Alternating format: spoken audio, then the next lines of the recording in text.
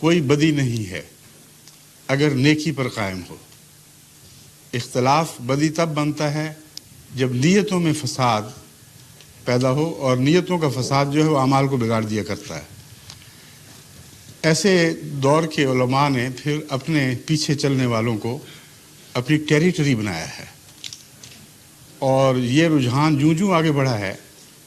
ایک territorial concept مسلمانوں میں داخل ہوا ہے،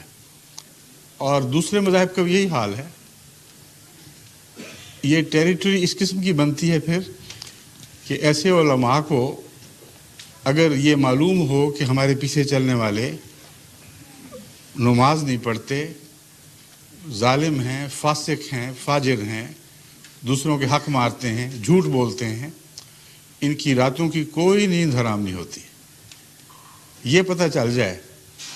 کہ ہمارے ماننے والوں پر چھاپا پڑا ہے ایک اور فرقے کا، اور وہ آ کر ان کو لے جا رہے ہیں وہاں سے، تو جس طرح سیاسی رد عمل ہوتا ہے ٹیریٹوریل حملے کا، بے نہیں وہ بلکہ اس سے بھی زیادہ خوفناک رد عمل دکھاتے ہیں، اور پھر اندھا دھند ان لوگوں کے خلاف قتل و غارت کی تعلیم، ان کے جان مال حرام، یعنی ان کے لیے حرام اور اپنے لیے حلال، یہ فتوے شروع ہو جاتے ہیں۔ پس اگر اختلاف کی وجہ تقوی کی خرابی ہے، اس کا ایک ہی علاج ہے کہ تقوی کو دوبارہ قائم کیا جائے، اور تقوی اللہ کی طرف سے آنے والے کے بغیر قائم ہونا ممکن نہیں ہے۔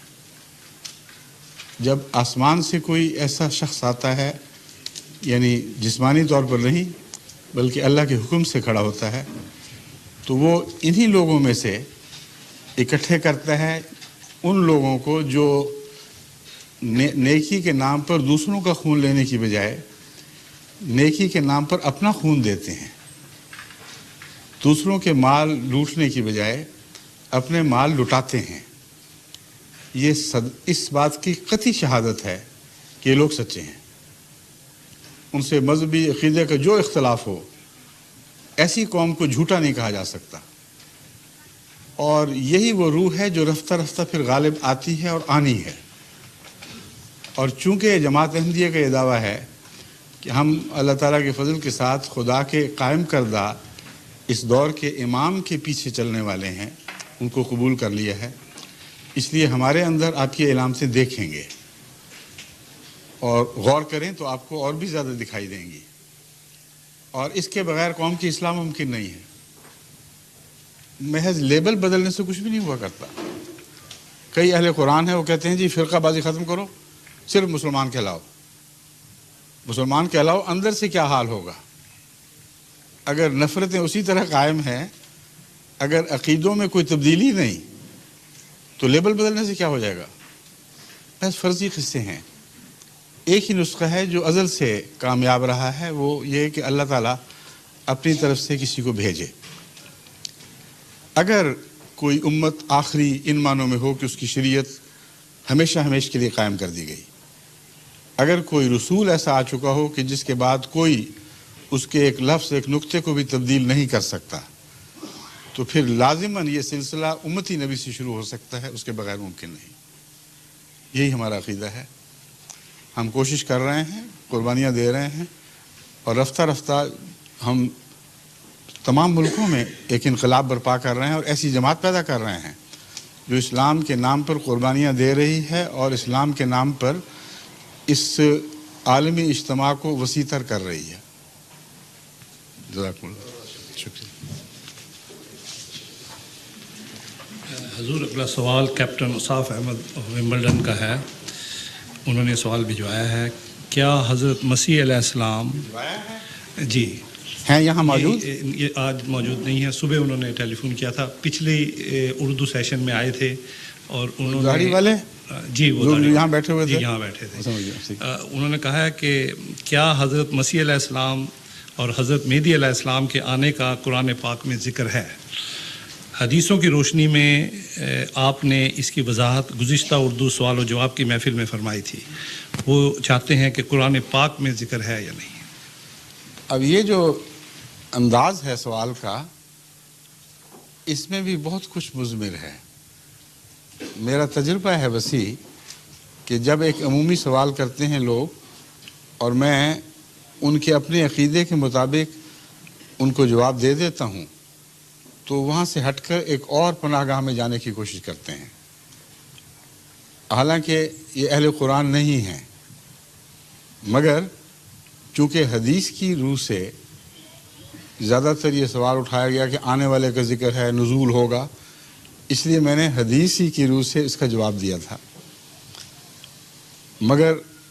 اب چونکہ اس پہ معلوم یہ ہوتا ہے، کیونکہ میں اس کو دیکھ رہا تھا ان کا چہرہ، کم سے کم اتنی ان میں نیکی ہے کہ ضد نہیں کی، خاموش بیٹھے رہے۔